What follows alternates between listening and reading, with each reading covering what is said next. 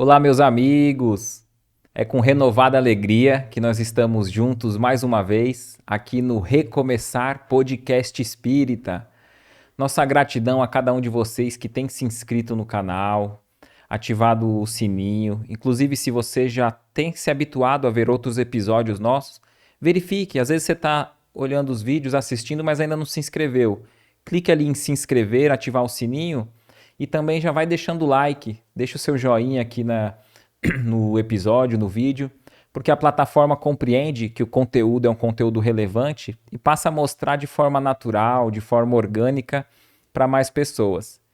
Inclusive, se você se lembrou daquele coração querido, que você sabe que vai se interessar por esse tipo de tema, não deixe de enviar, clique em compartilhar, envie o link ou marca ele aqui ou ela, né, esse coração querido aqui nos comentários. Nossa gratidão a cada um de vocês que tem nos incentivado a prosseguir na tarefa, mandando mensagem nas mais diversas redes sociais. Nós estamos em todas elas como Recomeçar Podcast Espírita. E nossa gratidão a cada um de vocês que tem nos auxiliado a atingir a meta no canal de cortes. Estamos quase atingindo a meta de 100 mil inscritos. Então, se inscreva lá, que é muito importante para a divulgação, né? Não somente aqui do Recomeçar, da doutrina espírita, mas que todos nós possamos fazer bom uso das redes sociais, compartilhando, enviando mensagens de fé, de otimismo, de esperança. E também comente aqui o dia que você está assistindo esse episódio, qual a data, né? O episódio fica sempre salvo aqui no canal.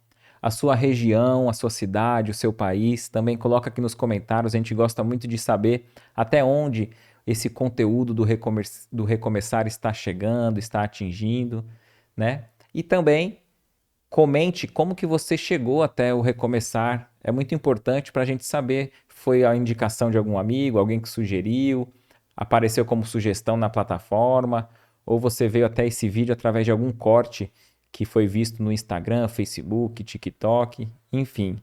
Nossa gratidão a cada um de vocês que tem interagido conosco e divulgado com os amigos.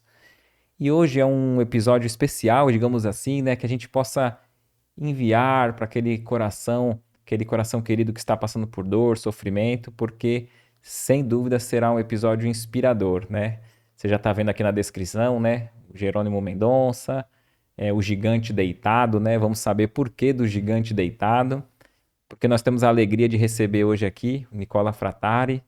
Nicola, obrigado, né, pela disposição, né, de ter vindo até aqui para estar tendo esse bate-papo aqui conosco. Gratidão. A gratidão é toda minha. Um grande abraço, né, a todos que estão aí nos ouvindo. É muito importante essa troca de fala com os internautas, porque a gente pode colher através dos recadinhos que eles deixam, né? Muitas impressões sobre o tema que vai ser proposto. Então é interessante você deixar também alguma coisa escrita, quem estiver aí ouvindo. E a minha alegria em estar aqui, né, em comentar, conversar, falar um pouco sobre esse amigo de muitos, que é Jerônimo Mendonça. Perfeito. E já antes que eu esqueça, né, ó, se você quiser acompanhar mais as tarefas, né, do Nicola, é só pesquisar nas redes sociais, Nicola Frattari, como está na descrição aqui, o Frattari com dois T's, Nicola Frattari, que você vai ver ali no Facebook, YouTube, Instagram, mais conteúdos. E ele vai falar aqui no decorrer do bate-papo, mas também já divulgando, ó, os dois livros aqui. Para mim não aparece o nome aqui, Nicola. Qual que é o nome dos títulos dos livros? Olha, os livros que nós trouxemos hoje, né? O primeiro, Novos Casos de Jerônimo Mendonça. São causos, como a gente diz em Minas Gerais. Causos sobre o nosso amigo Jerônimo, coisas que aconteceram com ele na sua existência aqui na Terra, né? Na sua reencarnação. Tem uma pequena biografia e 83 histórias que aconteceram com ele. Nós entrevistamos cerca de 20 pessoas para colher histórias e um momento também que eu convivi com o Jerônimo. Coloquei ali bastante coisa desse período. E o Perfeito. outro livro, Nos Albores da Imortalidade, já é o espírito Jerônimo, pós-desenlace, né? Veio através da nossa mediunidade e ele contando como é que foi a sua passagem desde o desencarne, cada trecho ali, né? O velório, o seu despertar do outro lado, os primeiros passos, os primeiros trabalhos. Então ele vem contando de forma assim quase didática a Legal. respeito dessa passagem dele para o outro lado. Perfeito. E a gente já vai chegar nesse momento depois pra gente saber um pouco dessas histórias que estão aí nos livros, né? E quem quiser, tiver interesse em estar. Acho que eu vou até mostrar aqui, né, o Emerson, ó. Quem quiser, tiver interesse, ó, mostrar um aqui primeiro. É só pesquisar aí na rede social, no Google, né? Colocar O Clarim, que você vai ter acesso aí à editora, ó, O Clarim, ou seja, digita direto oclarim.com.br, tá? Que você vai encontrar lá para estar fazendo a sua aquisição. No final das contas, nem sei se ficou certinho. Depois vamos ver se ficou certo, mas durante o bate-papo a gente vai mostrando aqui um pouco mais. Ô, Nicola, antes da gente já adentrar e chegar no Jerônimo, né? A gente vai saber um pouquinho mais também da sua trajetória, né? Você ainda falou que um dos livros veio através do teu intermédio da psicografia, né? Mas antes da gente já saber um pouquinho mais sobre você, você poderia fazer a prece de abertura? Sim. Então vamos elevar nosso pensamento a Deus, a Jesus, mentalizar esse Cristo abençoado, luminoso conosco e rogar ao alto as bênçãos e toda a proteção espiritual para este trabalho tão importante da comunicação. Os nossos agradecimentos mais profundos a Deus, nosso Criador, a tantas benesses colhidas dia após dia, a inspiração divina e as alegrias que só o trabalho no bem podem ocasionar. Muito obrigado, mestre, benfeitores amigos, e que todos que fazem parte deste trabalho possam receber nesse instante a luz, a confiança e essa proteção tão amorosa que vem do alto.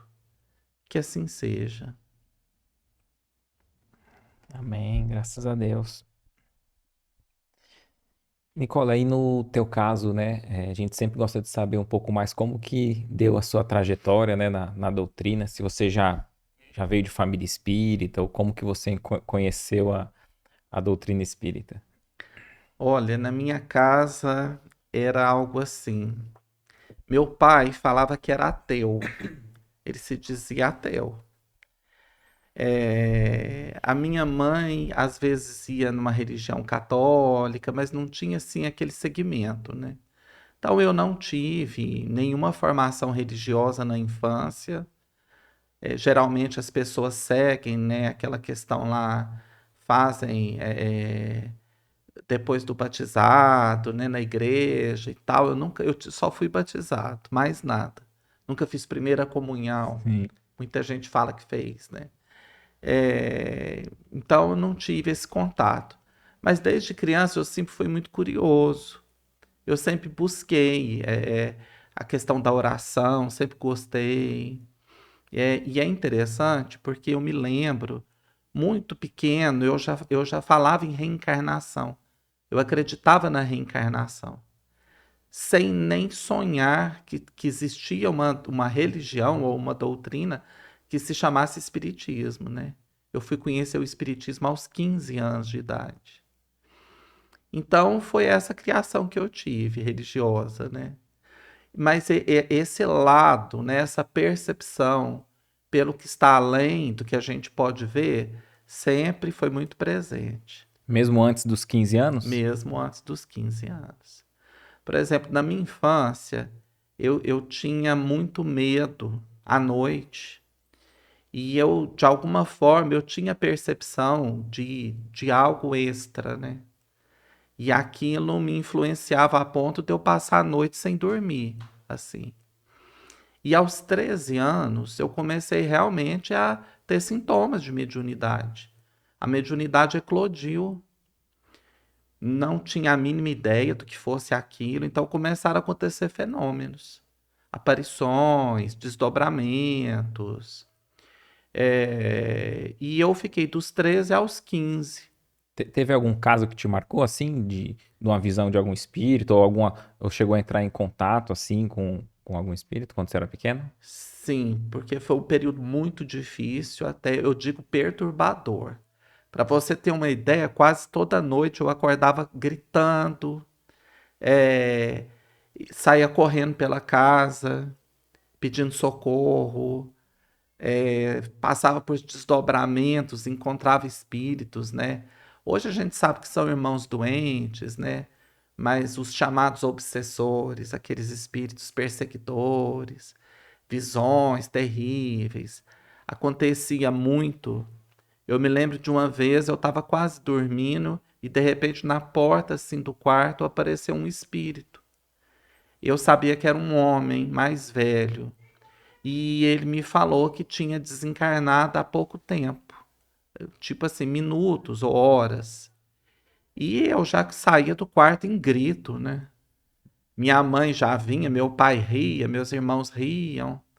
E aí, no outro dia de manhã, a vizinha contou que o pai dela tinha morrido naquele horário. Então, isso marcou bem. E os familiares que ria depois viu, ó, tem alguma coisa aí, né? Foi, aos poucos. Porque aí a coisa não parou, né? Eles falavam, isso é coisa de menino, quer chamar atenção, né? Mas não parou, foram 2 anos ininterruptos.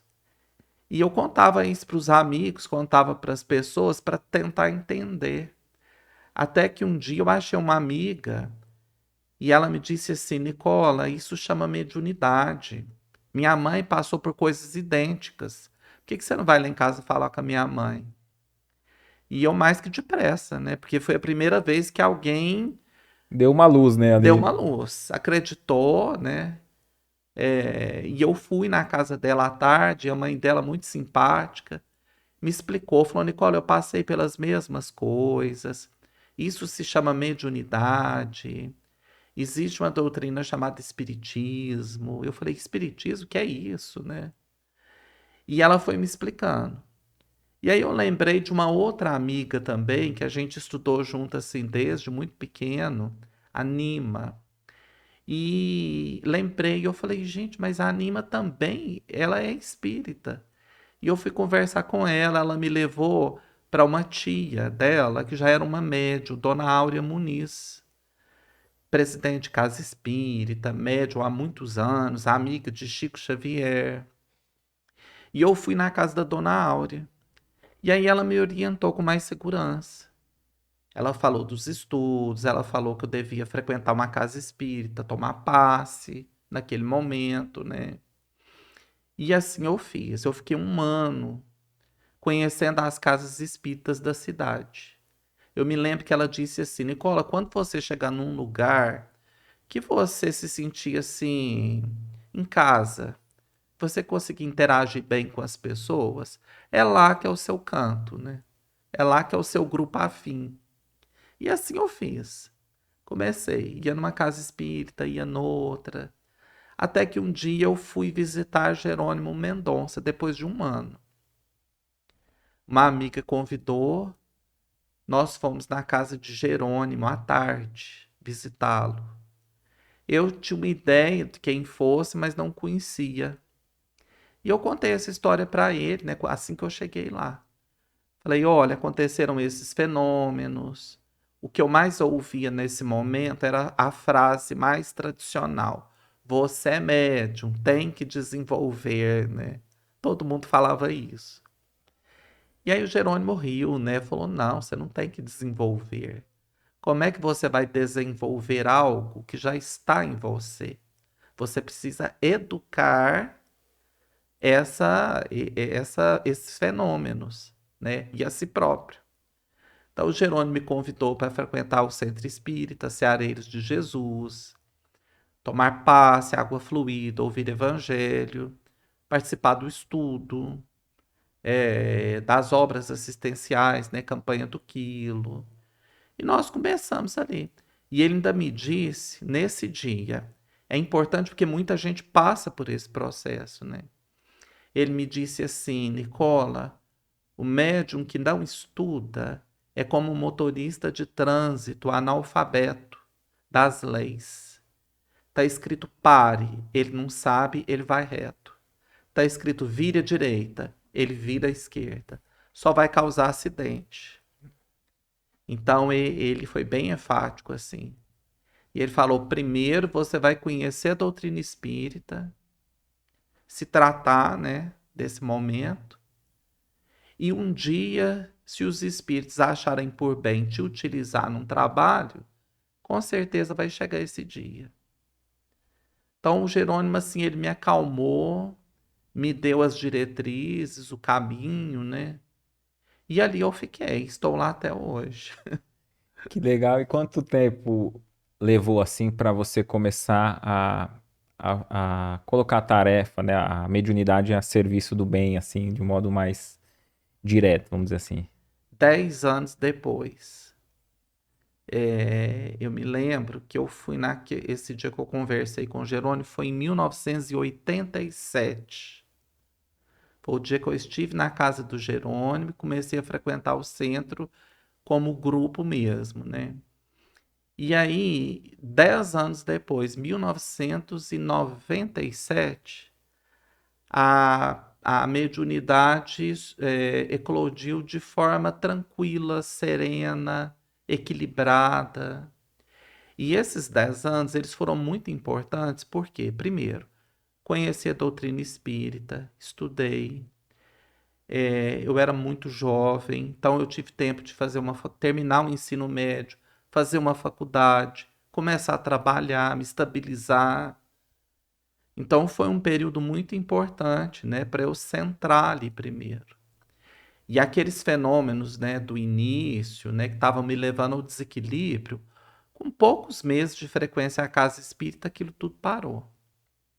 E não teve mais, ou você aprendeu a controlar? Vamos supor, você acabava sentindo a presença de espíritos ali no ambiente comum, né? No quarto, em casa. Depois você passou a compreender e aquilo não te afetava? Ou durante esse tempo você não via mais, eles não vinham mais próximo, assim, te perturbando? Não, eu aprendi a controlar, né, de certa forma. Porque é isso que você falou, quando a gente entende o que está acontecendo, fica mais fácil. Aí eu já não achava mais, por exemplo, que eram seres malignos, né, fantasmas, nada disso. Eu já entendia que eram espíritos como nós mesmos, que tinham passado para o lado de lá, né? Então só isso aí muda completamente a forma do pensamento da gente.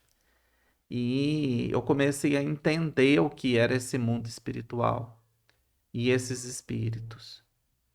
Mas foram momentos assim, uma chamada de atenção grande, né, que eu passei ali. Perfeito. E aí você tem feito palestra, divulgando, é, você falou que trouxe 2 livros, né? Mas tem mais livros também? Tem mais livros, tem mais livros. Logo que a mediunidade deu esse início, né, onde eu comecei a trabalhar efetivamente na casa espírita, despontaram a psicografia e a psicofonia. Comecei a participar do trabalho mediúnico, né, o auxílio aos espíritos sofredores e a psicografia. Começou com mensagens, trovinhas, pequenos poemas. E logo eu me lembro que bem no início também eu comecei a receber como se fossem assim rascunhos de histórias. E eu achava assim que aquilo realmente era um treinamento, né? E aos poucos esses rascunhos eles foram tomando corpo e se transformaram em romances. Então foram alguns romances também. Eu acho que eu já tenho publicado uma média de uns 8 livros. Eu tenho 4 romances. É, Foram muitos anos, né, de trabalho entre a psicografia, a correção, é, leitura, né, com primeiros leitores antes de publicação, isso é muito importante. Então é um trabalho assim lento, no meu caso com livro, Tem livros que foram publicados com 20 anos, né, de trabalho ali desde o início. Alguns foram mais rápidos, mas a maioria foi 18 anos, 20 anos, até sair o produto final, né? Que acaba se tornando um produto, o livro já impresso. Perfeito. É. E deixa eu te perguntar, porque vai permear no teu contato direto também, né, com o Jerônimo, mas o que você poderia dizer, né, para quem não conhece o Jerônimo, né, quem foi, né, ou quem é o Jerônimo Mendonça, né, porque chama tanta atenção, né, o gigante deitado. Nome. Jerônimo Mendonça, ele também é natural de Ituiutaba, a cidade que eu nasci, que eu moro, Minas Gerais. Fica no Triângulo Mineiro, ali próximo a Uberaba, mais ou menos próximo. E Jerônimo, eu acho que ele ficou tão conhecido assim, primeiro pela sua condição física. Ele passou 30 anos numa cama, era portador de uma artrite reumatoide. E ele foi uma criança e um jovem que tinha seus movimentos, que enxergava, tinha uma vida comum, mas a artrite foi minando, né? Foi enrijecendo as juntas até ele ficar paralisado mesmo. Então ele ficou numa cama e ele não tinha movimento algum, ele só falava. Perdeu a visão, foi a cegueira total, problemas cardíacos inúmeros e muitas dores. Então Jerônimo ficou assim 30 anos. E o principal disso é que nesses 30 anos ele não parou um minuto de trabalhar, né? Eu acho que o que tornou Jerônimo conhecido foi justamente isso. Porque ele tinha tudo, né, para ficar parado em casa apenas sofrendo dores. E ele escolheu o contrário. Ele viajava o Brasil todo fazendo palestras, campanhas ininterruptas, construiu obras, centros espíritas, né? Daí vem o nome, o gigante deitado. E ele também era alto, né? Tinha quase 1,90 m. E isso acho que era o grande impacto para as pessoas. A vivência do evangelho verdadeira, né? E tem um relato interessante de como a espiritualidade, de certo modo, preparou, né? Se bem que nem dá para preparar, não sei se é o termo correto, mas ele chegou enquanto ele estava com a saúde, pelo menos já tinha uma independência assim, ele foi num centro, como que foi isso? Você fala um recado que Isso, ele teve. Foi logo que ele se tornou espírita. Ele se tornou espírita ali de 14 para 15 anos de idade. E Jerônimo era um jovem, queria namorar, trabalhar, ir ao cinema, né, como todos os jovens comuns. E Jerônimo um dia foi à casa espírita, bem nesse início, havia uma palestra com um senhor de outra localidade. E aquele senhor também era médium, inconsciente. E Jerônimo se sentou lá atrás. E Jerônimo, como ele gostava muito do cinema, ele adorava o Tarzan, o Rei das Selvas, né? Ele assistia às matinês no domingo. E Jerônimo, então, quando ia tomar banho, né? Aquela brincadeira mesmo de jovem, batia no peito, eu sou o Tarzan, dava o grito, né? Do Tarzan. Mas isso era uma coisa que ninguém sabia. Ele fazia sozinho, uma brincadeira dele com ele mesmo. E aí Jerônimo então chegou na casa espírita, tá lá ouvindo a palestra, e de repente o palestrante ficou mudo. No meio da palestra parou de falar, ficou olhando fixo assim lá para o fundo, mudou os traços do rosto, mudou a voz, começou a falar com uma voz feminina. Quer dizer, um espírito aproximou daquele médium, né? E disse assim: eu vim dar um recado para um Tarzan que está aqui. E ninguém entendeu, mas o Jerônimo sabia, né? Ele pensou na hora: o Tarzan sou eu, né? Esse recado é para mim. E aí o espírito, né, disse através do médium: eu vim dizer para o Tarzan que vai começar a selva do sofrimento e que é para ele se agarrar no cipó da esperança. E ele entendeu o recado direitinho, né? Ele sabia que algo viria. Ele já sentia dores, mas inchavam as juntas, né? Doía bastante, mas ele aguentava, ele andava, ele jogava futebol, que ele amava o futebol, né? Ia ao cinema, trabalhava, era engraxate de sapatos. E Jerônimo era de uma família muito numerosa e muito pobre. Então ele e todos os irmãos trabalhavam. Ele não se deixava vencer. Ele queria estar com as pessoas, estar na casa espírita, né, nos trabalhos todos. E essa história foi muito marcante, né? E ali ele não sabia ainda que a doença dele poderia. Ele já sabia que a doença poderia levar a ficar sem a mobilidade, será? Eu acredito que ele trazia isso já pela intuição, porque pouco tempo depois, aos 17, ele teve uma crise muito forte. Foi a primeira grande crise da artrite. Ele ficou 3 meses na cama, passando dores. E quando ele se levantou, ele conseguiu se firmar nas muletas, né? Já não conseguia mais andar. E quando ele teve essa primeira crise, quando ele voltou, ele disse para a mãe, ele falou: "Mãe, a espiritualidade tem sido é muito misericordiosa, muito bondosa. A dona Antônia, sua mãe, falou: por quê, Jerônimo? Aí ele disse assim: porque nessa existência era para eu ficar paralítico, cego e perder a voz. Só que eu não vou mais perder a voz, porque a voz é o meu instrumento de trabalho dentro da doutrina espírita. Então ele já sabia, ele já trazia isso com ele, do que ia vir pela frente. Ele tinha mediunidade? Tinha. Jerônimo, ele tinha primeiro uma intuição assim fantástica. Por exemplo, ele descrevia pessoas sendo cego. A pessoa chegava pela primeira vez, ele chamava a pessoa pelo nome. Chegava numa cidade, ele viajava numa perua Kombi. Chegava numa cidade, não tinha GPS, né?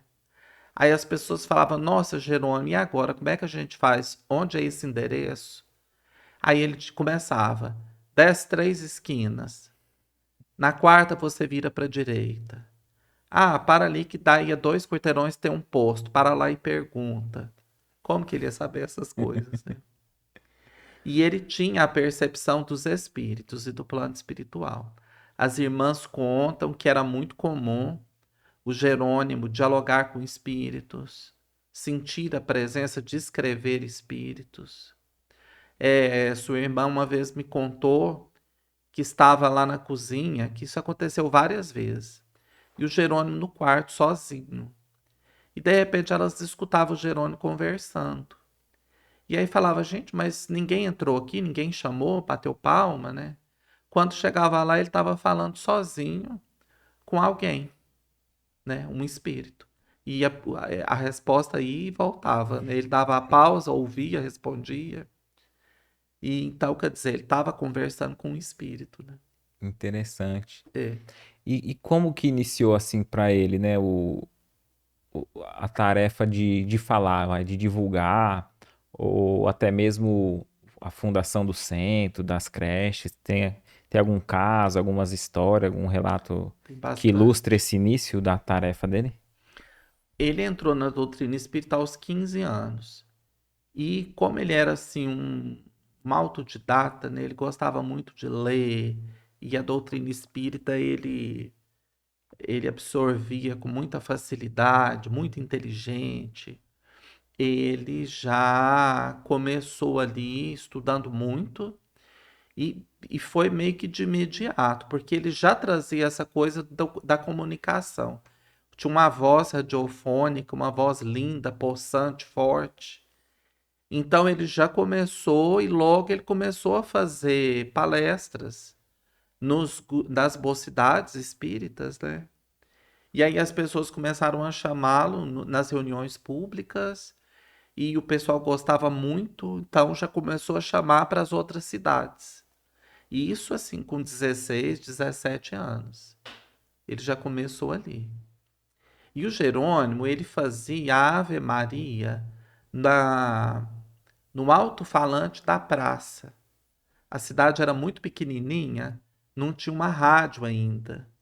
Então tinha um alto-falante da praça. Todo dia ele ia fazer a Ave Maria às 6 da tarde. Ele era ouvido ali. E depois, com a primeira rádio, nesse momento de mocidade, ele passa a fazer na rádio. Então a cidade inteira acompanhava a oração que ele fazia. Então ele já tinha essa coisa, né, da comunicação.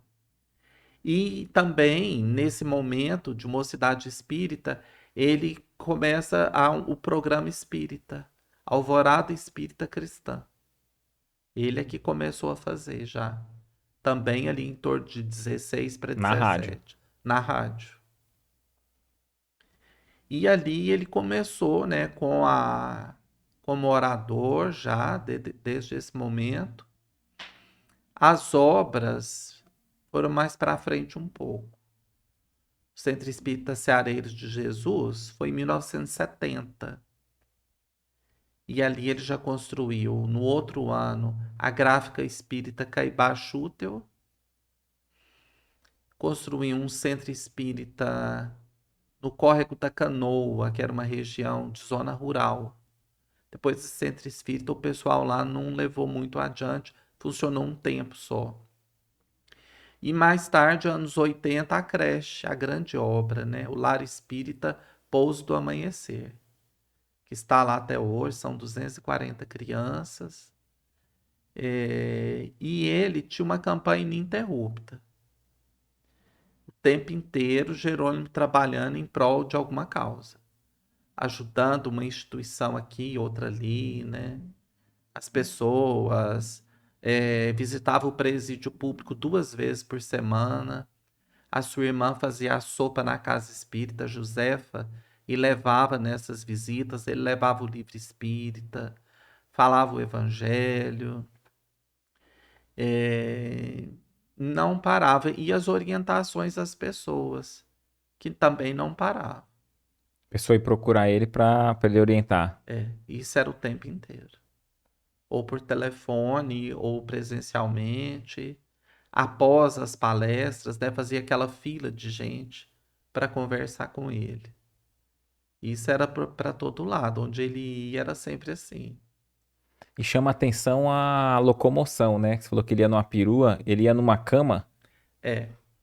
Quando o Jerônimo foi gradativo, né? Ele ficou um tempo nas muletas, depois foi para uma cadeira de roda, que ele ficou 1 ano e pouco. E depois para a cama já. A cama, o corpo não ficou reto. E a cama era difícil, né? Uma cama é pesada. Então construíram, chamava leito anatômico, que era uma cama meio que dobrada, que obedecia ali à curvatura do corpo. E era fácil de carregar. Então colocava na perua, teve uma época que ele tinha uma veraneio, colocava na veraneio, né? Para ele viajar e andar para todo lado. Depois a perua Kombi. E ele rodava o Brasil nessa perua Kombi, para todo lado. Disposição, né? Era muito. E como que era o contato dele com Chico Xavier? Ah, ali foi uma história muito bonita, né? Ele, o Chico Xavier se mudou para Uberaba em 1959. Ele saiu de Pedro Leopoldo e se mudou para Uberaba. E desde esse momento, Jerônimo ia a Uberaba visitá-lo. Jerônimo ainda andava. E ele contava que a primeira vez ele ia Puxa só mais um pouquinho o microfone perto de você. Isso, pode falar. ele ia para Uberaba nas primeiras peregrinações que o Chico fazia naqueles bairros carentes, que ia aquela multidão junto, né? O Jerônimo chegou a carregar o Lampião, porque não tinha luz elétrica, esgoto a céu aberto, né? Aqueles lugares assim bem deficitários. E a primeira vez que ele se esbarrou com o Chico, nessas idas, o Chico já olhou para ele e falou: Olha, o nosso Jerônimo está aqui hoje. Já chamou ele pelo nome. E aí, ali, também nesse primeiro momento, aconteceu um fato muito marcante. O Chico parou numa residência e foi fazer a leitura do Evangelho. E o Jerônimo estava com muita dor no tornozelo. Ele se encostou num muro e ficou olhando o Chico. E começou a pensar. Falou: Nossa, o Chico é tão importante, tão grande. Ele jamais vai olhar para mim, nem sabe quem eu sou, né? Eu tô aqui sofrendo dor. Chega gente aqui que traz um caminhão de cesta básica para ajudar a distribuir. Eu não tenho dinheiro para trazer nem 1 litro de leite, né? O Chico nem deve saber quem eu sou. E ele estava pensando isso. O Chico terminou a leitura. A dona da casa deu uma xícara com café para o Chico. E aí ele se levantou, foi lá onde o Jerônimo estava, naquele momento que ele estava pensando essas coisas, deu a xícara de café para ele e falou: Jerônimo, nossa querida irmã Sheila, da espiritualidade, pediu para eu te entregar esse café. Ela colocou um remédio que vai sanar um pouco as suas dores no tornozelo. E o Jerônimo ficou muito emocionado esse dia, né? Quando ele foi beber o café, saiu dali um vapor de rosas, e aquilo deu um banho nele e as dores passaram naquele dia. Então, a irmã Sheila foi um espírito assim muito querido também, que nós acreditamos, né, que ser uma das protetoras que cuidou do Jerônimo em vida, o espírito. E dali sempre se encontrando, ele e Chico Xavier. Jerônimo depois ele passa aí a Uberaba de 15 em 15 dias, aos sábados. Ele ia na Perua Kombi com amigos, né? Primeiro na época da comunhão espírita, depois no grupo espírita da prece. E a cama dele ficava do lado de fora no gramado, e os amigos, né, os trabalhadores já traziam um microfone para ele falar o evangelho, enquanto o Chico estava trabalhando. E os amigos contam que nessa época, né, quando ele começava a falar no microfone, várias pessoas colocavam o gravador para ouvir, para gravar o que ele estava dizendo. Diz que ficava cheio de gravador assim em volta, todo mundo ali gravando, naquelas fitas cassete antiga, né? E muita gente também escrevia bilhetinhos e enfiava nas roupas dele também, punha debaixo do colchão, do lençol, bilhetinho pedindo prece, contando coisas, né? Isso acontecia também. E o Chico ia atender a fila dos sofredores, fazia psicografia. Quando ele terminava, que o Jerônimo estava lá, aí ele ia até o Jerônimo, dava o beijo na testa toda vez e ficava ali do lado. E ali eles iam conversar até o dia amanhecer. Iam contar histórias e orientações, né? A coisa ia até quase o dia amanhecer mesmo. Aí que o Jerônimo voltava para Ituiutaba. E o Chico orientou ele em alguma construção de creche, centro? Todos os trabalhos. Todos. Sempre o Chico orientando. Porque o Chico incentivava o Jerônimo para o trabalho. Ele falava para o Jerônimo que se o Jerônimo não trabalhasse, porque sempre, qualquer médico que olhava o Jerônimo falava: Jerônimo, agora eu acredito em espiritismo, porque é impossível você estar no corpo. O Jerônimo tinha uma pressão 18/0. 18/0. É impossível a pessoa estar viva, né? Então, o Jerônimo chegava lá e falava assim: Chico, o médico falou que o meu coração tá por um fio. Agora eu tô partindo mesmo. Aí o Chico gargalhava. Falava: Jerônimo, tem fio de algodão, fio de nylon, fio de aço, que engrossa o fio do coração, Jerônimo, é o trabalho, viu? Não para, não.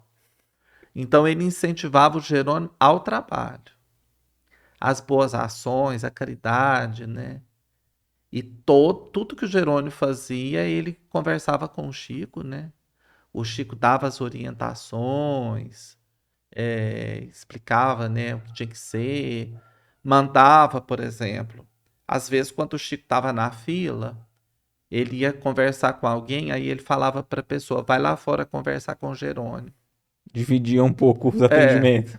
ele fazia isso também. Então era assim, o pai espiritual mesmo, né? Teve um relato que ele estava com dificuldade financeira e ele teve um encontro com o Roberto Carlos, né? Como que é isso? Ah, sim, foi na construção da creche, Lar Espírita Pouso do Amanhecer. Estava construindo já a creche tinha que sair rápido. Era um bairro muito carente, necessitado daquele trabalho. E estava no meio da construção, o dinheiro já acabando, não conseguiu, porque tudo era campanha, não tinha dinheiro público, só campanha. E aí o senhor que tocava a obra falou: ó, a gente tem aí umas 2 semanas e acabou, não tem mais nada, né? Vai ter que dispensar os pedreiros, e então vocês dão um jeito. E aí o Jerônimo falou: vamos pro Chico, né? Chico vai dar uma luz, vai dar um caminho. E aí o Chico falou assim pro Jerônimo nessa noite, falou: Jerônimo, sabe quem teve aqui? Roberto Carlos. Vocês estão na mesma sintonia. E o Jerônimo, sabe, o Chico não joga nada, palavra nenhuma fora, né? O Jerônimo se agarrou com aquilo com tanta fé e ele foi com os amigos para o Rio de Janeiro encontrar o Roberto Carlos, lá no Canecão, Sem contato nenhum com ninguém. com ninguém. E ele chegou na porta do Canecão, né? O gerente do Canecão veio ver o que estava acontecendo, que imagina tirar uma cama, né? Na entrada de um salão de shows, quanta gente não devia ter ali, né? E aí o gerente lá do Canecão, quando chegou, falou assim: Ô Jerônimo, o que que você está fazendo aqui? E o Jerônimo falou: Como é que você sabe meu nome? Aí ele falou assim: Porque eu sou espírita. E meu grupo espírita vai muito a Uberaba e eu já te vi lá várias vezes. Então as portas já se abrindo ali, né? Ele foi lá dentro, conversou com o pessoal do Roberto Carlos, né, conversou com ele, pediu para eles entrarem, que depois do show ele ia falar com eles. E assim foi. Depois do show ele veio, conversou com o Jerônimo. Ali começou uma amizade linda durante muitos Foi o anos. próprio Roberto Carlos que foi lá falar com ele. Foi. Tiraram foto nesse dia. E ali começou uma amizade linda, né? O Roberto Carlos deu um cheque altíssimo para o Jerônimo, que deu para a obra continuar, assim, quase que até o final. Foi um grande mantenedor da creche depois. E quando o Jerônimo desencarnou em 89, ele ainda foi a Ituiutaba 2 vezes, fez 2 shows com a renda para a creche. Então ele ajudou muito. Foi o pai mesmo ali da creche. E às vezes com esses artistas, assim, o pessoal gosta tanto de falar mal, às vezes, né? E tem tanta pessoa, né? No caso, o Roberto Carlos aí que se ajudou o Jerônimo de forma anônima, assim, né? Quantas mais pessoas não devem Muitos, colaborar, né? muitos. Olha, Nalva Guiar, que é cantora sertaneja, ajudou muito. Mato Grosso e Matias ajudou muito, Jerônimo. Tião Carreiro e Pardinho faziam shows com renda. O Vanucci, na época, conheceu o Jerônimo lá no Chico. O Vanucci era casado com a cantora Vanusa. E o Vanucci levou o Jerônimo para o Rio para fazer palestras. Ali entrava muita doação, vendia muitos livros, né? Então ele teve uma ajuda. Muitos. Roberto Leal foi visitar o Jerônimo. Geralmente tem muitos artistas que gostam, né? que têm essa veia da espiritualidade, que gostam do espiritismo. Então ele teve muitos encontros assim. Mas o Roberto Carlos foi aquele grande amigo mesmo. Eles se ligavam de madrugada, né? Conversavam muito, ficavam horas no telefone falando. E Jerônimo, ele teve, assim, esse trabalho que chegava às pessoas. Ninguém tinha coragem de falar não para ele. Então, só a presença dele ali já abria as portas. Perfeito. Do Roberto Leal teve um livro que ele quis do Jerônimo, não teve um caso assim? Foi. O Roberto Leal, parece que ele conheceu o Jerônimo por uma entrevista que ele viu na TV, aqui em São Paulo. E ele foi, dali a um tempo, em Tuiutaba fazer um show na agropecuária. E ele já foi chegando e dizendo, ele falou, olha, eu sei que aqui é a terra de Jerônimo Mendonça. Eu quero conhecê-lo, né? O pessoal organizou, o Jerônimo estava na cidade, ele terminou o show e foi para a casa do Jerônimo. E eles passaram a noite conversando. Jerônimo, alegre, feliz, espirituoso, né? Cantava toda hora, recitava poesias. E aí o Jerônimo, recitando as poesias do Chico, que ele adorava, o Roberto Leal falou, Jerônimo, de onde você tira esses poemas, né? São lindos.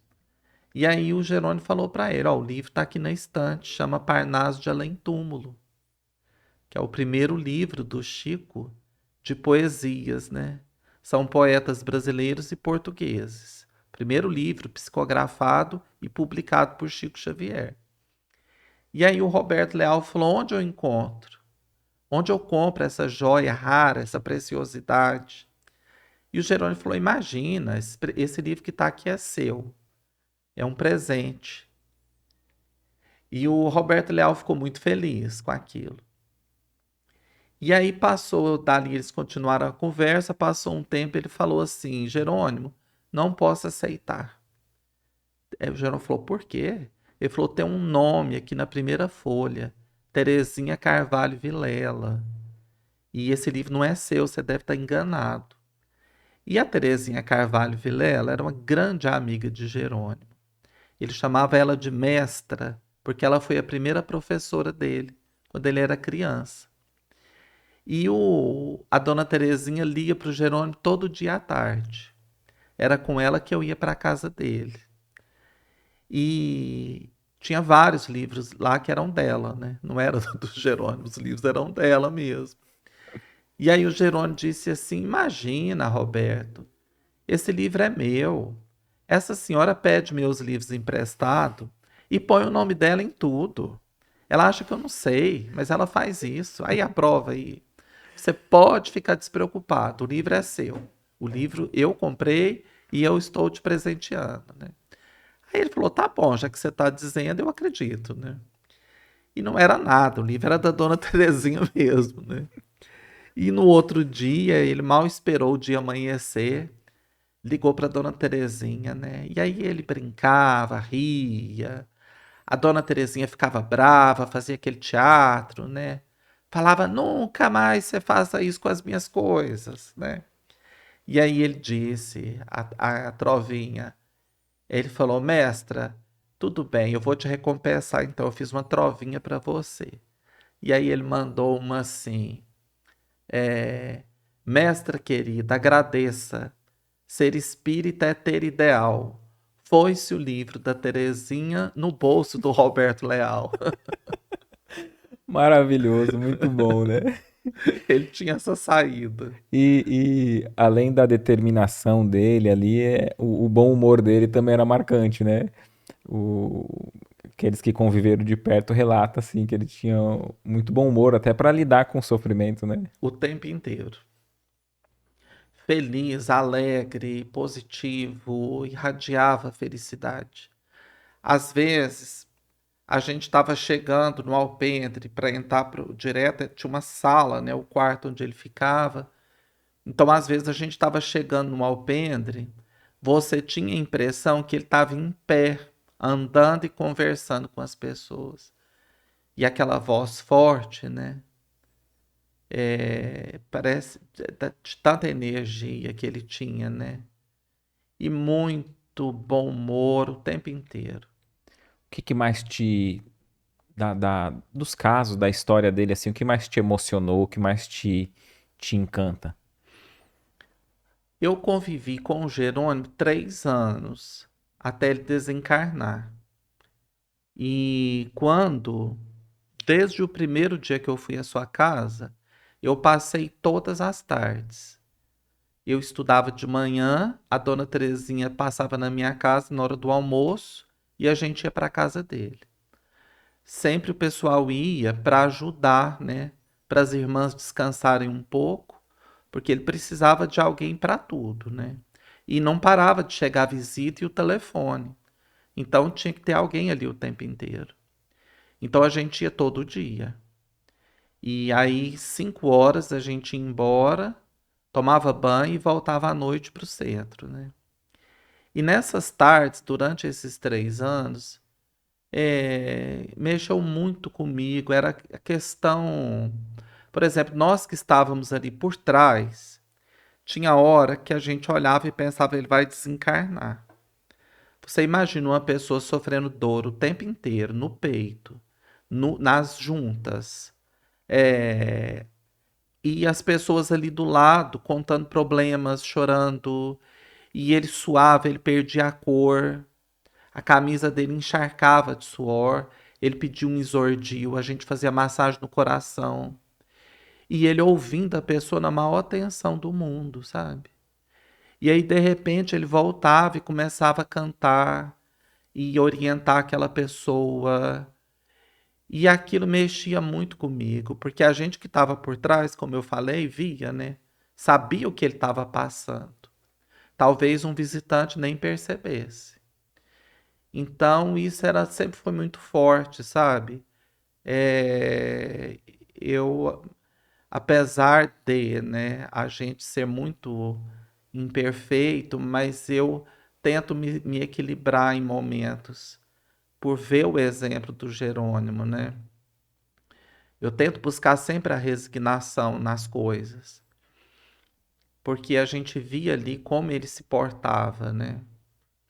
Era uma conduta diferente frente à dor. A gente fura o dedo, o que que nós fazemos, né? Gritamos, traz o remédio aqui correndo, né? Vamos para o hospital e a gente faz aquele barulho. Jerônimo não.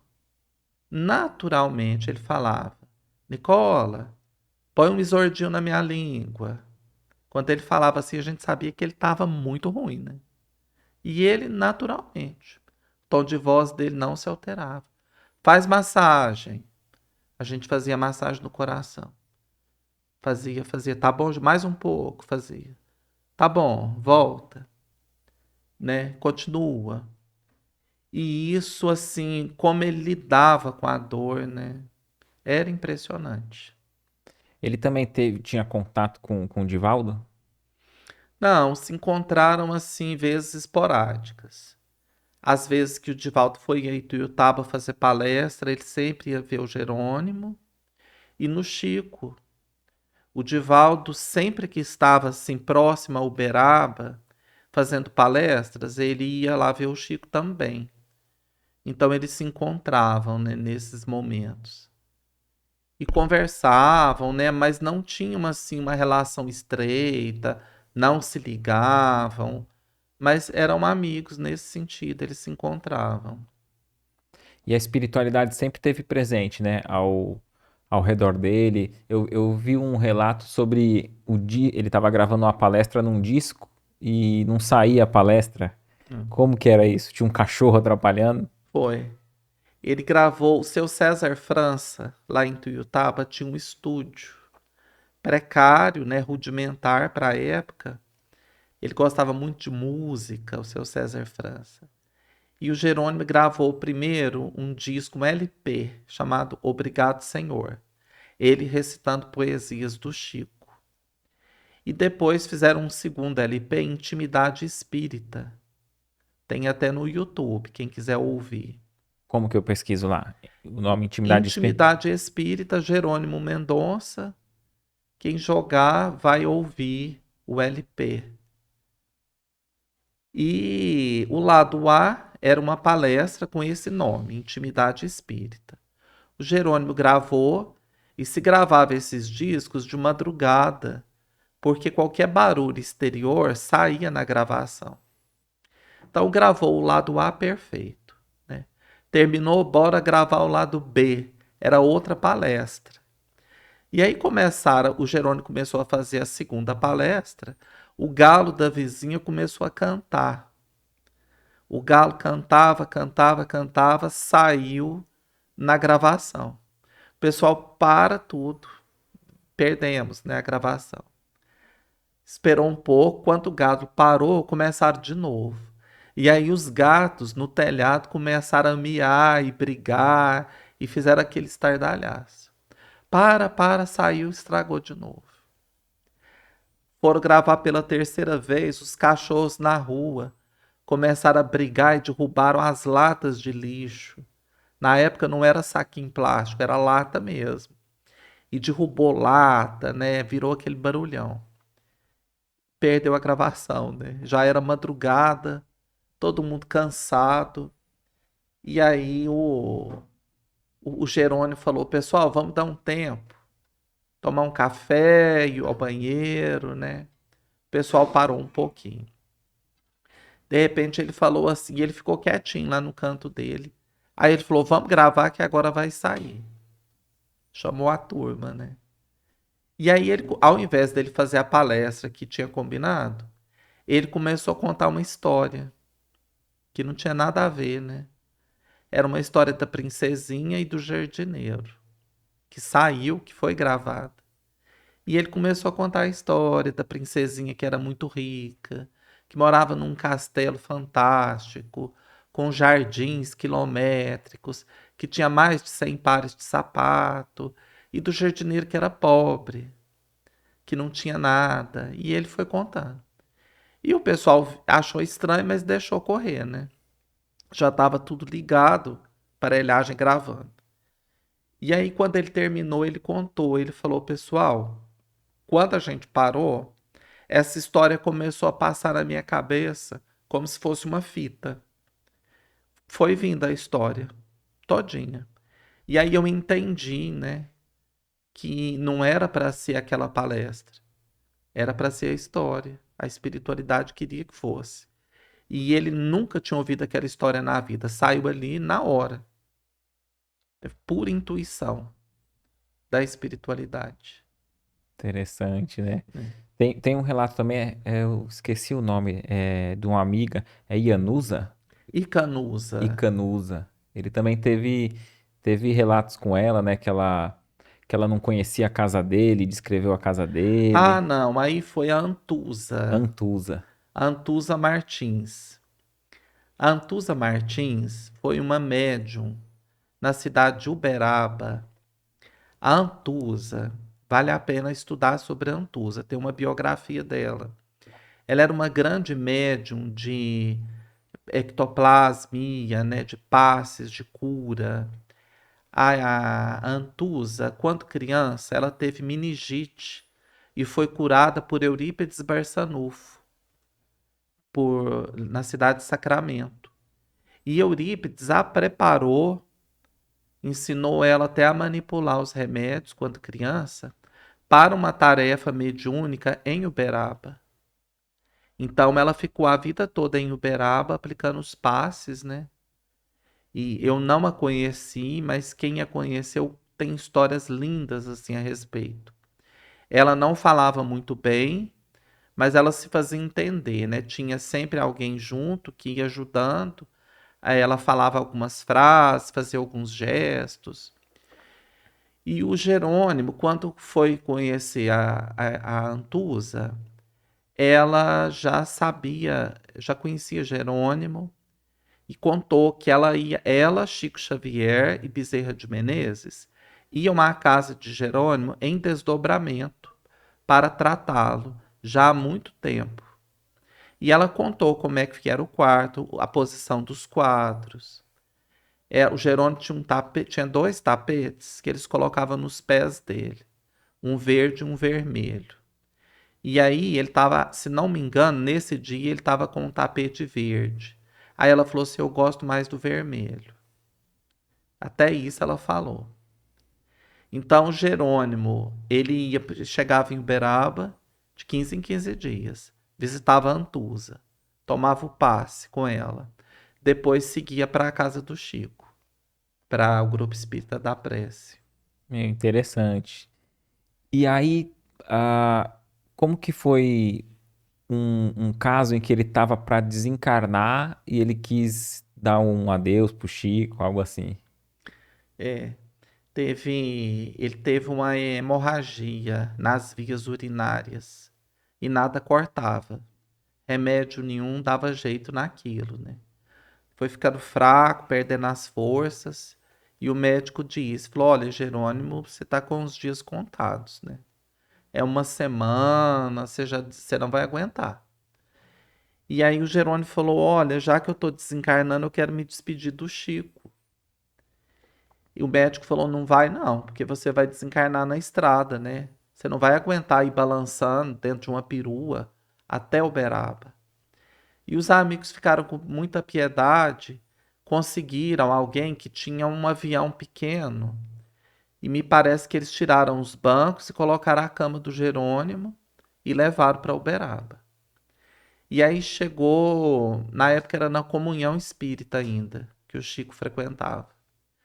Quando o Jerônimo chegou lá, logo chegou alguém falando: ó, o Chico está na peregrinação e ele me mandou vir na frente para avisar que ele já está vindo.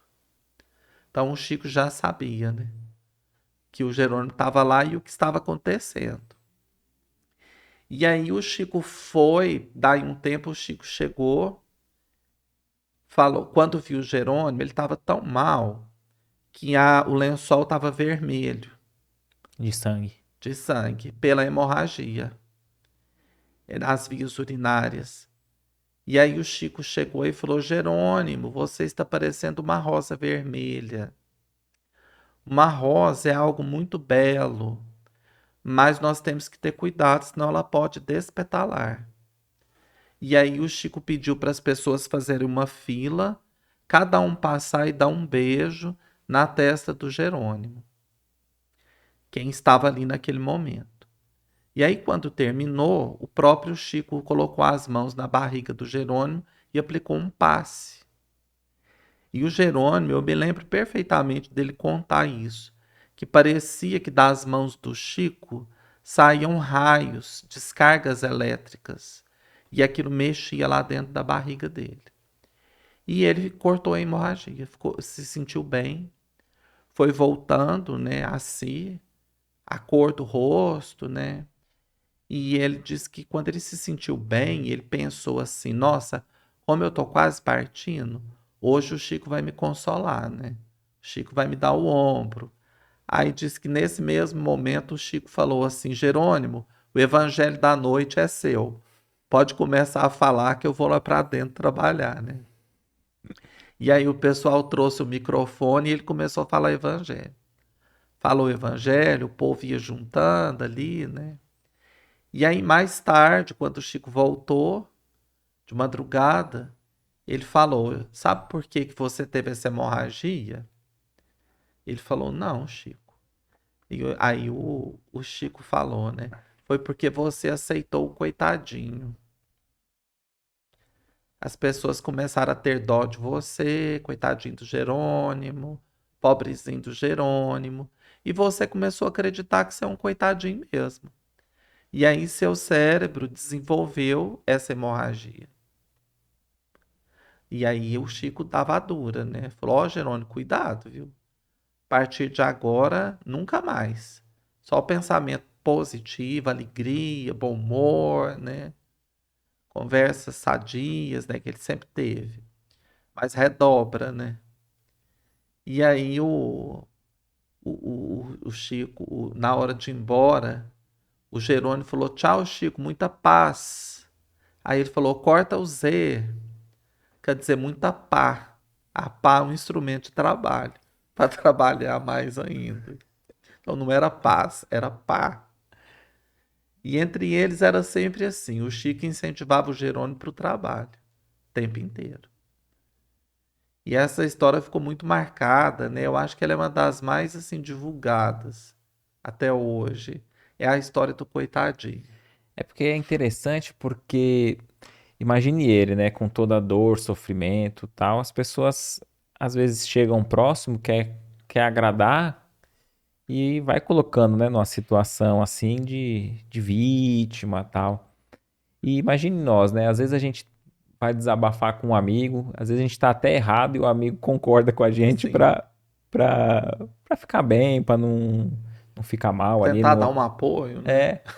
é, e serve pra nós, né, pra que a gente não se diminua, né, aceitando dor, dificuldades, né, porque o Jerônimo é o maior exemplo, né, hoje mesmo eu acordei de manhã e falei, meu, que frio gostoso para ficar na cama, né, eu só preciso de uma desculpa para dormir, pode ser a menor desculpa que for para eu dormir até mais tarde, e aí na hora eu lembrei, ó, hoje, né, aí veio, hoje tem um encontro com Nicola, né, olha só quem que a gente vai ouvir, né, O sobre Jerônimo. sobre o Jerônimo. O que não faltava era argumentos para ele não precisar, né? Para ele desistir, né? O Jerônimo, ele falava muito assim, que a gente não deve acreditar no cansaço, que o cansaço é mentiroso, que a gente não deve acreditar na tristeza, que isso são armadilhas para nos prender, para nos minar, né? Então, nós não devemos nos importar com eles, com melancolia, com tristeza, com cansaço, com nada que nos prenda. Que o importante é o trabalho que vai ser feito, né? A gente tinha que quebrar isso, romper com essas coisas. Ele falava isso muito, né? E não é uma proposta fácil, né, de ser feita. Sem dúvida. A gente fica cansado, quer parar e descansar, né? Quer. Ele não, ele ia adiante. E a casa dele era muito assim. Ele tinha perdido até um pouco a sua privacidade do pessoal visitar, querer conversar, querer o telefone tocando, os outros indo, ou ele conseguia ainda ter o momento certo de atender. Olha, nesse momento, né, que eu convivi com o Jerônimo, era constante, assim, as visitas. A família, pelo que eu me lembro, eles acolheram essa movimentação também. Então, na casa morava ele, a mãe, Dona Antônia, a Eurídice, a sua irmã, e a Josefa, sua outra irmã, morava no fundo com o esposo. E eles todos entraram no trabalho, né? Eles ajudavam. Então, assim, só quando o Jerônimo assim estava muito, muito mal mesmo, que eles fechavam a porta. Fechava o portão e fechava a porta. Às vezes, quando ele chegava de viagem, porque fazia viagens longas, né? Imagina ir para o Rio Grande do Sul numa perua Kombi, deitado na cama. Então, quando ele chegava, ele estava com muitas dores, muito cansado. Aí as irmãs às vezes fechavam a porta, deixava a porta fechada para as pessoas não irem lá incomodá-lo, né? Ele ficava mais recluso um pouco. Mas essa movimentação fazia parte, eles já tinham comprado a ideia, abraçado, né, o trabalho, e ele gostava muito, né? As palestras, tem palestra dele assim no YouTube, como Tem, que era? Ele falava do evangelho. era. As palestras do Jerônimo eram assim. Ele chegava nos lugares e aí ele fazia um culto. Por exemplo, ele estava hospedado na casa de alguém, é, geralmente quando tinha mais tempo, né? Às vezes estava na casa de alguém à tarde. Ele fazia um culto, pedia para alguém abrir o evangelho, e aquele tema ele fazia a palestra à noite. Ou então, às vezes, chegava assim direto na casa espírita, ou ele pedia para alguém abrir o evangelho na perua ainda, enquanto estava viajando, ou lá antes. E aí ele pegava aquele tema e fazia a palestra. E eram palestras impactantes, viu? Muito fortes, né? Tem várias palestras dele no YouTube. Várias palestras. Tem um amigo de Araraquara, o Aloísio, ele coleta material de palestras. Na época eram gravadas tanto em videocassete, né, só o áudio. Então ele melhora aquele áudio, coloca. Outras eram no videocassete, né, que tem a imagem. Então tem bastante. Se procurar, dá para ouvir muita palestra do E Jerônimo. tinha sempre alguém para ler para ele poder, porque como ele perdeu as vistas, né, aí ele não É, enxergava nada depois de um tempo. nada. Então ele não lia, ele já não lia mais livros. E aí Não. alguém tinha que ler para ele. Isso. Alguém estava sempre lendo os livros para ele. Ele fazia o culto em casa todo dia, às 19 horas, ele tinha um culto. Então, muitos amigos iam para o culto dele. Lia sempre, era assim: lia o Evangelho primeiro, abria, aberto ao acaso, lia um trecho, abria o livro dos Espíritos ao acaso, lia uma, duas perguntas e um livro de Emmanuel que ele gostava muito, né? E lia uma mensagem. Sempre ele fazia o culto assim. E aí, às 19 horas, né, lia, comentava, e aí 8 horas já começava os trabalhos no centro espírita, que era em frente à casa. Então, quem estava lá já pegava o Jerônimo e já levava. 8 horas já começava no centro espírita. As palestras deles eram todas assim. E ali ele ia mesclando, ele falava o tema, uma intuição assim muito forte, né? E ele contava muitas histórias engraçadas, coisas que passaram com ele, né?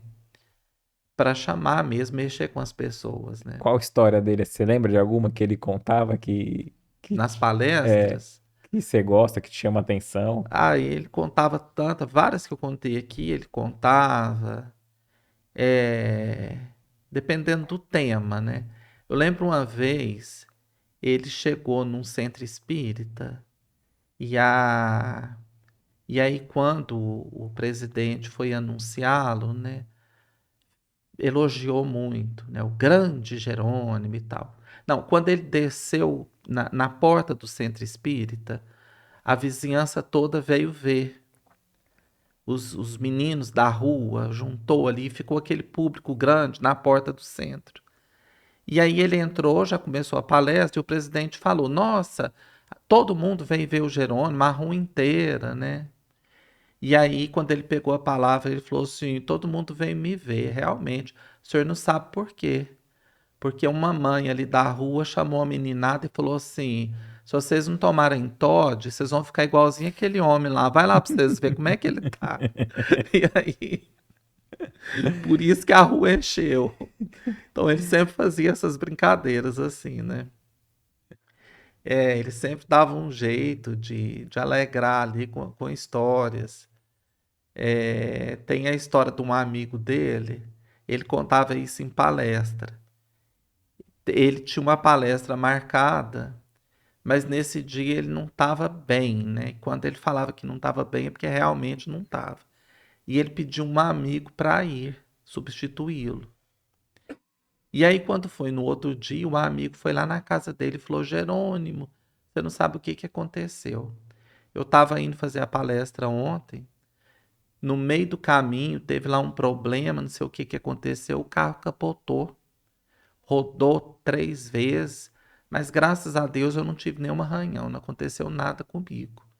E a hora que o carro parou, Jerônimo, primeira coisa que eu lembrei é que tinha um evangelho no porta-luva. Quando eu abri, peguei o evangelho e abri ao acaso, caiu a leitora. Se fosse um homem de bem, teria morrido. Aí ele falou: Jerônimo, eu não tô prestando nem para morrer. E aí ele contava nessa história. E aí o Jerônimo falava para ele: então vamos trabalhar, né? Você ficou para ter uma chance de trabalhar, né? Excelente. E quando, como que foi assim os últimos finais dele, assim, pro desencarne, né? Como que se deu? Ele tinha chegado, né? Já foi novembro, ele desencarnou 26 de novembro. Ele tinha feito 50 anos dia 1º de novembro, foi no mesmo mês. de 89. Ele tinha chegado do Paraná. Chegou no sábado, na sexta-feira, muito cansado, né? Muitas dores. Passou o sábado e aí na madrugada de sábado para domingo ele desencarnou. E a sua mãe acordou, né? Achou estranho, foi olhar, olhou ele de longe. Aí voltou, falou para Eurídice, a filha, falou: Nossa, o Jerônimo tá tão quietinho, né? Ele não fica assim e tal, ele dorme tão pouco, já devia estar acordado. E aí, quando voltaram, viram que ele tinha desencarnado. Ele teve o coração dele parou de vez, né, nessa madrugada. E ali, né, foram avisar as pessoas, e o velório foi no próprio centro espírita, em frente. Muita gente, muitos ônibus. O velório do Jerônimo, o cortejo, né, foi assim quilométrico. Foi um pessoal assim na frente, com os que estavam de moto. Foi assim, uns 50 metros só de moto na rua, cheia. E aí veio o carro que transportava o caixão e depois os ônibus, muitos ônibus de vários lugares, e depois os carros. Também é uma coisa assim que parou a cidade, né? Foi muita gente, ele era muito querido. E E teve algum recado depois do Chico, assim, como eles eram muito amigos, né? E o Chico, médium que a gente conhece, assim, né? O pessoal não ia atrás dele. Aí, Chico, alguma notícia do Jerônimo? teve. Logo que o Jerônimo desencarnou, todo mundo sentia o Jerônimo, né?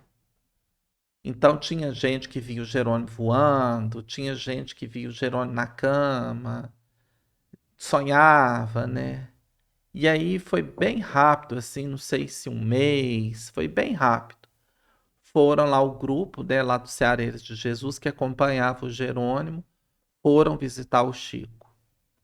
E a primeira que conseguiu entrar na fila e chegar até o Chico foi a Elizabeth Martins, que é a nossa presidente até hoje do Centro Espírita.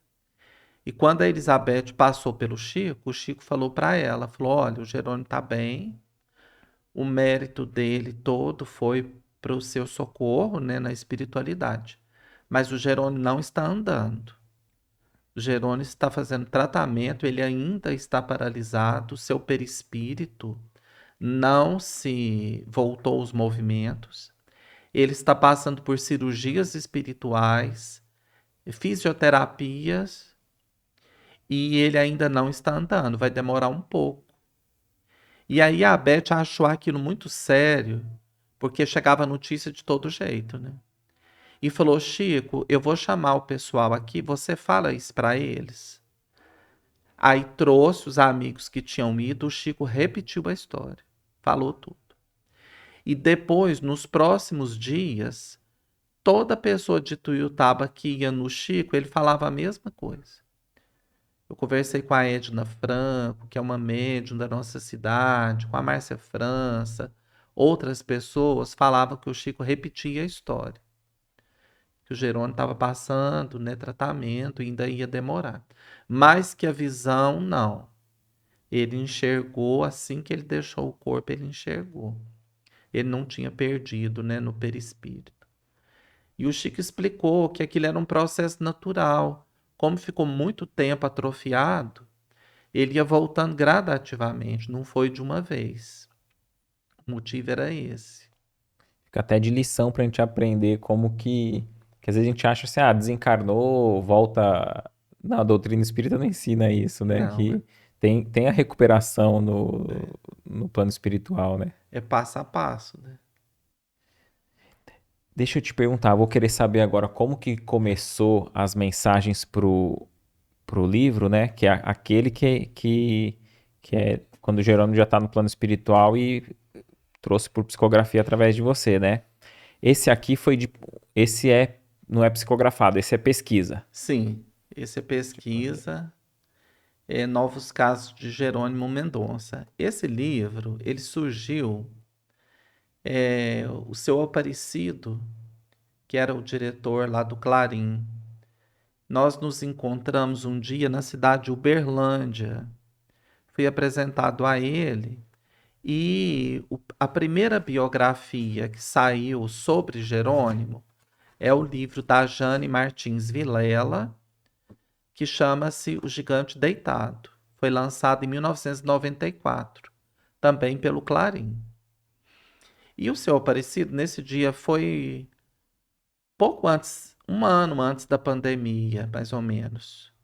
2018 para 2019, uma coisa assim.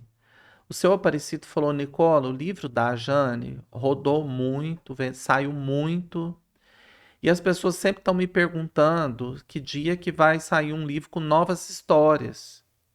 Todo mundo quer se conhecer mais do Jerônimo. E pediu para eu escrever um livro. Né? Eu contei para ele que eu tinha convivido com o Jerônimo e tal. E aí ele pediu para eu escrever um livro novo. E eu voltei para Ituiutaba com essa incumbência, né? Eu coloquei no papel todas as histórias que eu lembrava daquele período que eu convivi com ele, aqueles 3 anos. Coisas que eu ouvi, situações engraçadas, coisas que ele falou, tudo com um fundo doutrinário, né, evangelizador. E aí depois eu entrevistei mais 20 amigos de Jerônimo que conviveram com ele em outros momentos.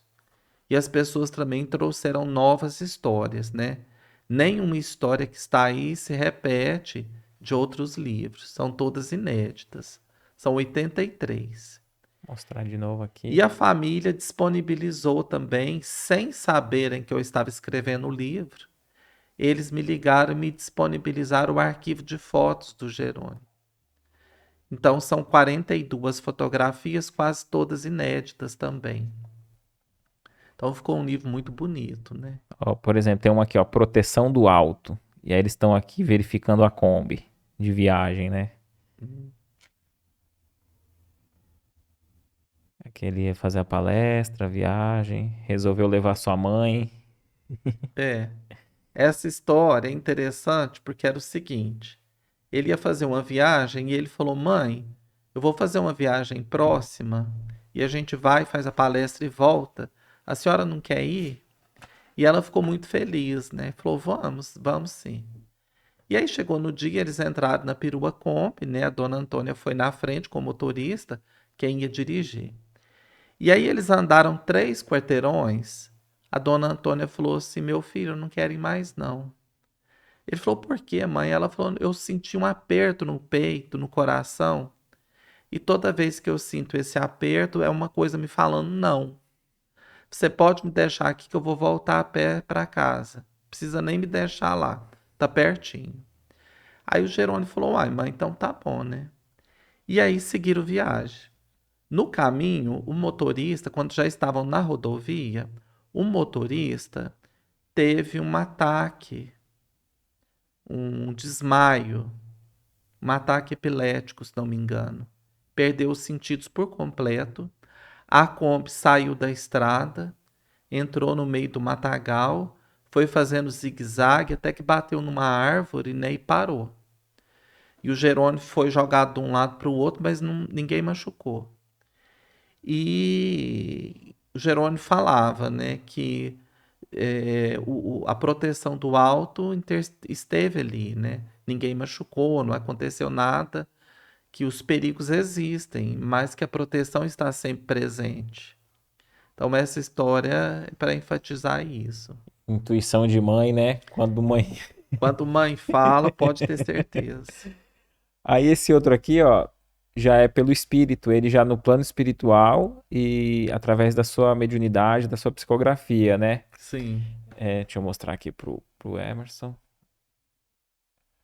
E, e como que foi assim para você receber as primeiras mensagens do Jerônimo, assim, já foi direto, ó, vamos escrever um livro, é, Não.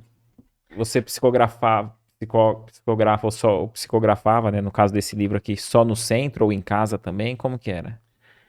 Logo que eu comecei o trabalho da psicografia, que a psicografia eclodiu, né, começou a fazer parte da minha existência, Deixa eu até eu aqui, ó. comecei a receber mensagens,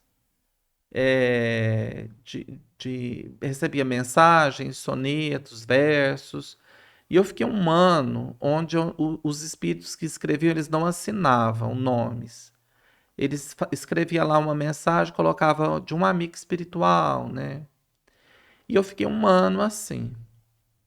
E aí eu me lembro que no final de 1997, mais ou menos um ano que eu estava nesse treinamento, nós fomos visitar Chico Xavier. E foi justamente no dia do meu aniversário, 21 de dezembro. E quando eu passei pelo Chico na fila, que eu segurei a mão do Chico, eu falei assim: Chico, rápido, né? Porque era muito rápido, você já tinha que sair. Falei: Chico, eu tô psicografando. Me dá uma força, faz uma prece por mim. Falei rápido, né? E o Chico me deu aquele sorriso e apertou minha mão que eu estava segurando. E ali naquele aperto eu senti como se da mão do Chico saísse aquele jato de energia. E ele ficou assim um tempo, só me olhando e sorrindo, não falou nada. E daí, quando eu saía, a gente saía por um quartinho e já saía pelo fundo do centro, Grupo Espírita da Prece. Quando eu saí assim pelo quartinho, eu vi que a minha mão estava com aquele perfume, né?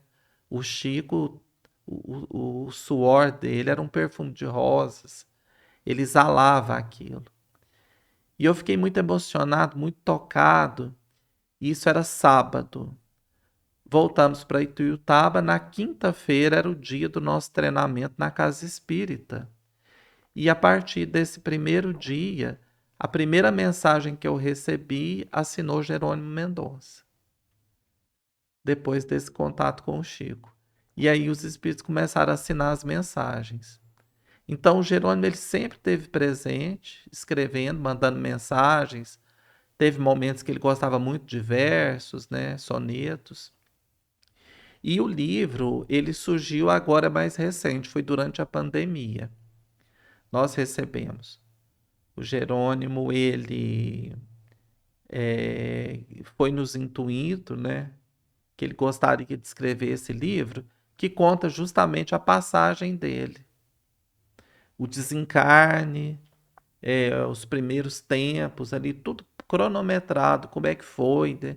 É uma forma bem didática para a gente até entender como é que funciona.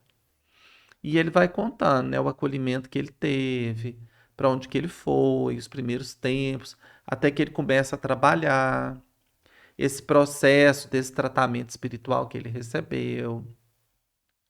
E ele vai ali mais ou menos durante os 10 primeiros anos na espiritualidade.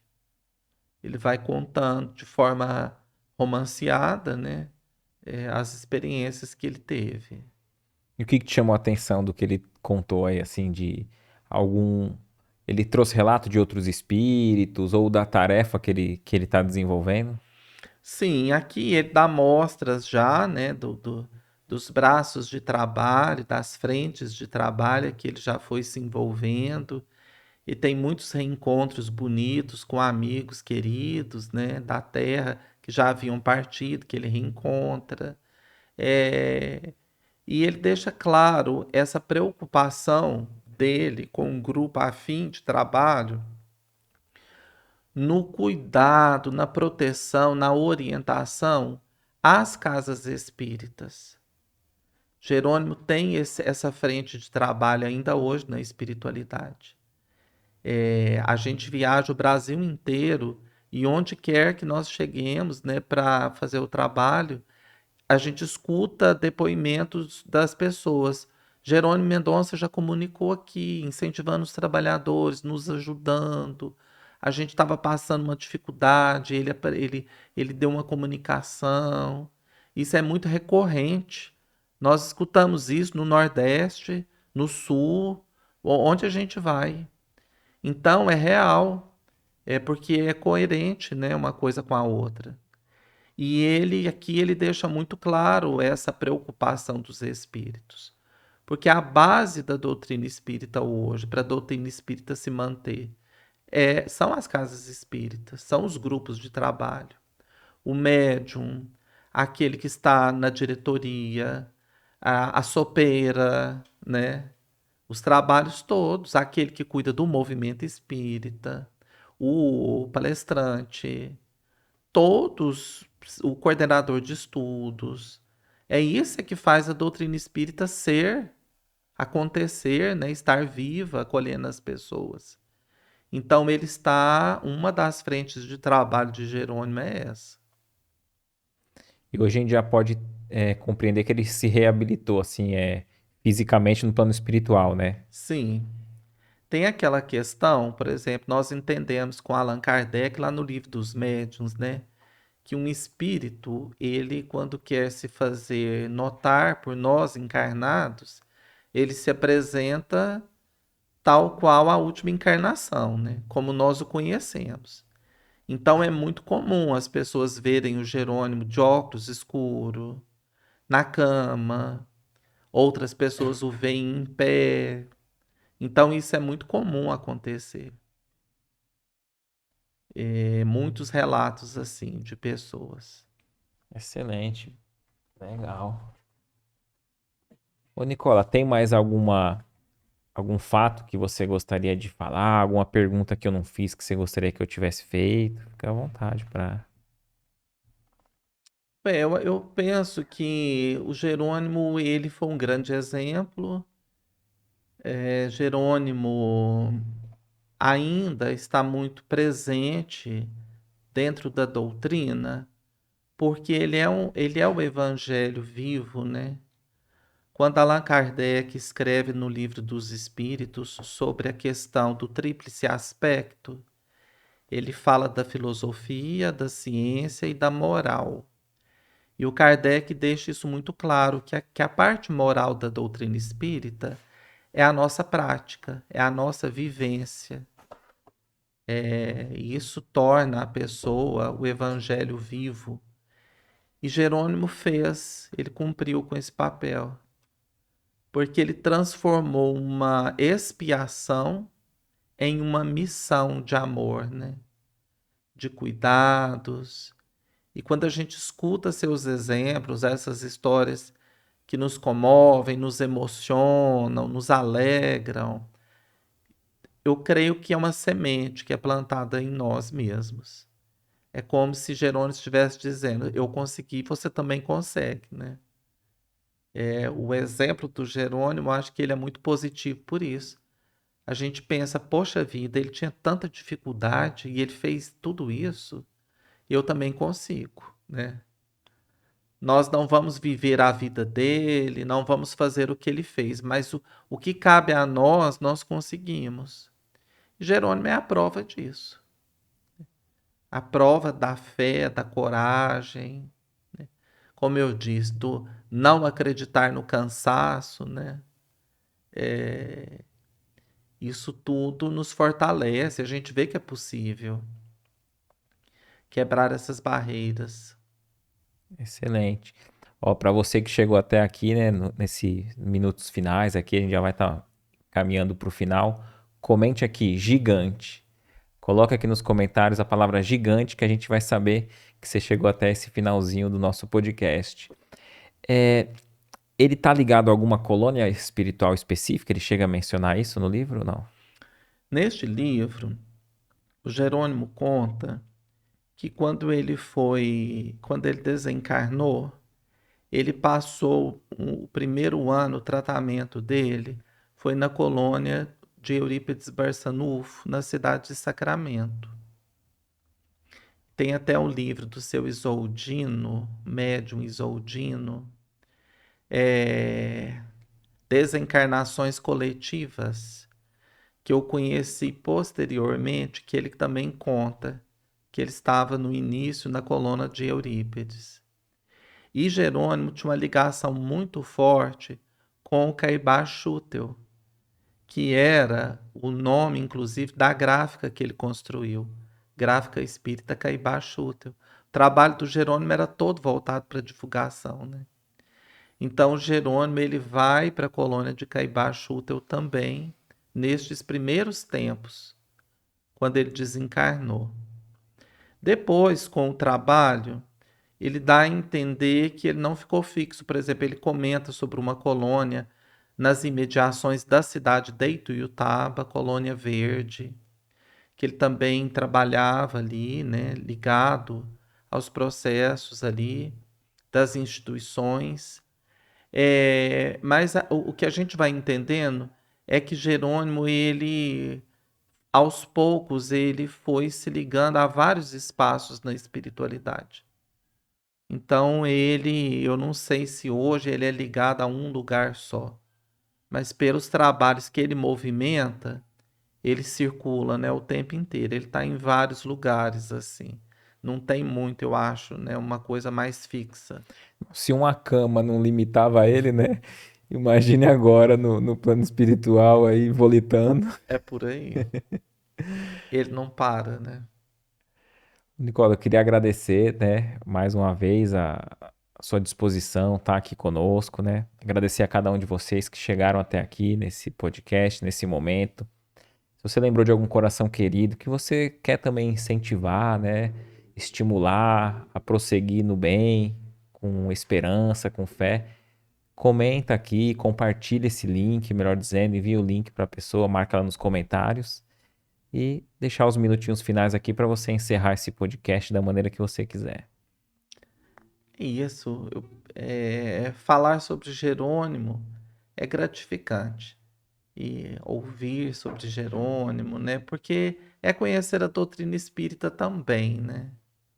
É aquilo que a gente vê a teoria nos livros, com ele a gente vê a prática, a nossa ação no dia a dia, né? A preocupação. Eu me lembrei aqui agora de como Jerônimo tinha capacidade de incentivar as pessoas ao trabalho. Era impressionante, né? Ele tinha um magnetismo tal que ele ia fundando trabalhos, reunindo grupos, e as pessoas se juntavam, né? E como ele tinha as palestras, então ele já passava a bola para frente, aquele grupo já assumia aquela tarefa, e ele ia criando outras, né? Eu acredito que na espiritualidade ele deve estar assim também, né? Colocando a turma para trabalhar. Ele tinha essa capacidade de liderança muito forte, né? E é isso, os nossos agradecimentos também aos amigos que estiveram conosco aí esse tempo. O nosso muito obrigado. Como dizia Jerônimo, obrigado pela caridade de nos ouvir. Ele dizia muito isso, né?